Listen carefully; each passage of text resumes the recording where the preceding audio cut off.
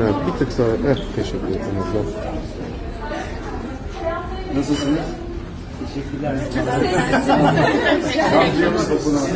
Ben buradayım.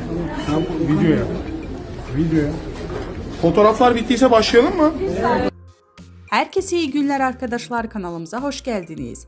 Beden dili dersi alan Hande Erçel, sayfanın haberine göre Hande Erçel bir yıldır haftada 10 saat İbrahim Çelik ile çalışıyor. Bazı yabancı oyuncuların online derslerine katılan güzel oyuncu, aynı zamanda şan, diksiyon ve beden dili dersleri aldı. Günlerdir izleyicilerinin dilinden düşmeyen Erçel, yapılan yorumlarla ilgili sessiz kalmayı tercih ederken, dün akşam dikkat çeken bir paylaşım yaptı. Mart ayında Polygon'da ateş yaptığı anı paylaşan oyuncu, dizideki Leyla rolüne uzun zamandır hazırlandığı gözler önüne serdi.